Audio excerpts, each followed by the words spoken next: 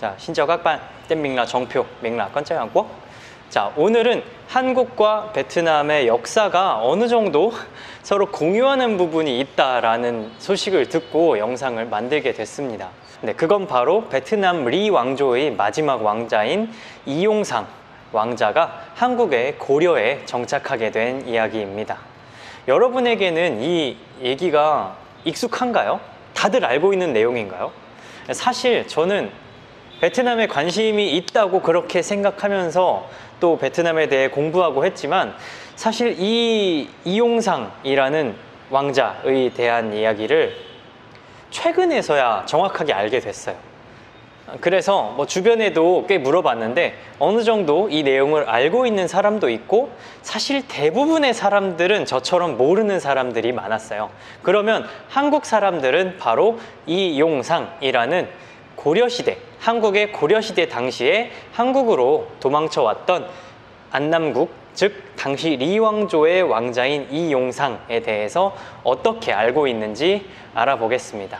리왕조는 베트남에서 11세기에서 13세기 사이에 200년 정도 존재했던 왕조입니다. 리왕조가 멸망하고 진왕조로 넘어가는 그 사이에 딱 리왕조의 마지막 시기에 살아있었던 이 이용상이라는 왕자가 진왕조를 피해서 이제 한국이라는 나라로 도망을 간 거죠.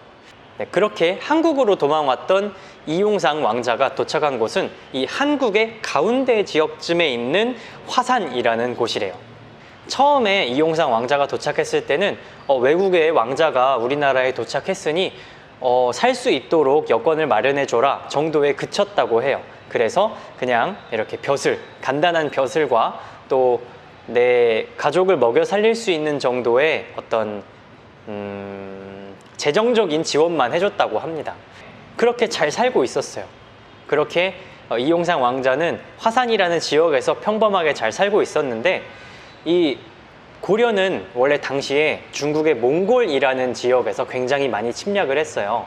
이렇게 몽골이 많이 침략을 했었는데 이 이용상 왕자가 정착했던 화산이라는 지역에도 몽골에서 또 나쁜 사람들이 쳐들어왔다고 합니다. 당시에 이 이용상 왕자가 기지를 발휘해서 몽골군을 물리치고 또 마을 사람들의 생명을 많이 구했다고 해요. 네, 그런 공을 인정받아서 당시 고려의 왕이었던 고종이 이 화산 지역을 내려줬다고 해요. 그러니까 이 화산 지역을 너의 것으로 해라 라고 이야기를 했다고 합니다. 그걸 바로 한국에서는 땅을 준다라고 하는데요. 그 이유 때문에 이 화산이라는 지역의 이씨다 라고 해서 화산 이씨라는 성씨가 아직까지도 남아 있습니다. 그래서 이 이용상의 이씨는 한국에서 현재 화산 이씨라고 기억이 되고 있고요. 자, 그래서 이 사람들이 지금도 한국에 살아 있을까요? 베트남 왕자의 후손들이 현재 한국에 뿌리를 내리고 있을까요? 자, 제가 화산 이씨를 검색해 보니까 정말 어마어마하게 많은 화산 이씨가 한국에 살고 있더라고요. 한국 사이트에 검색을 해보니까 2000년도 기준으로 했을 때 대한민국에 230개 가구, 230개의 가족이죠. 그리고 총 1775명이 살고 있다고 합니다. 1775명, 진짜 작은 수가 아니죠.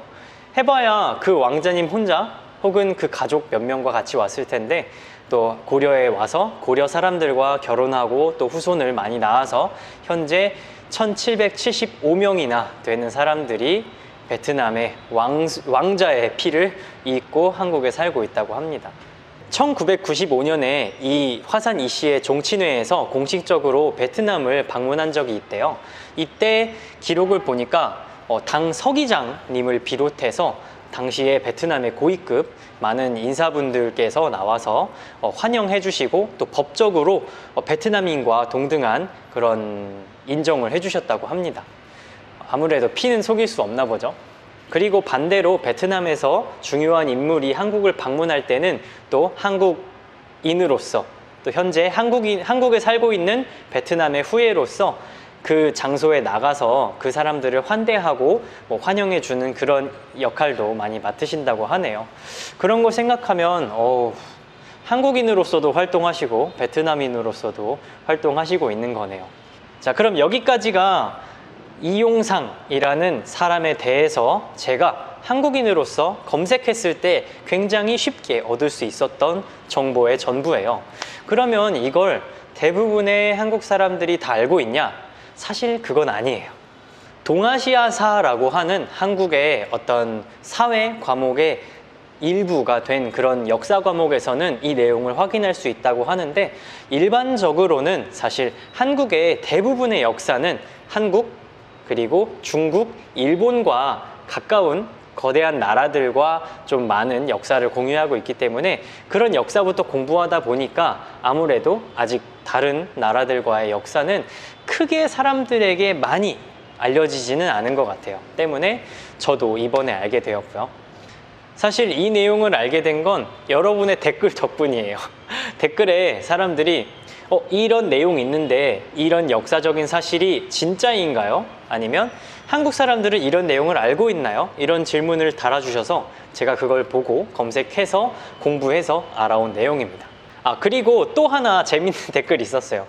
관련해서 한국의 초대 대통령인 이승만 대통령이 바로 이 화산 이씨 아니냐, 베트남 사람 아니냐, 이런 댓글을 봤는데 제가 그 내용을 보자마자 한번 검색을 해봤어요. 그런데 이승만 대통령은 전주 이씨라는 한국의 성씨를 가지고 있다고 합니다. 자, 어느 정도 그 댓글을 다셨던 분들, 그리고 이런 내용이 궁금하셨던 분들 궁금증이 풀리셨죠? 자, 제 채널은 한국과 베트남의 모든 것에 대해서 다루는 채널이니까 꼭 오늘도 유익한 정보를 가져가셨으면 좋겠습니다. 좋아요와 구독 꼭 부탁드려요. 딴데 각반, 행갑라이. 안녕.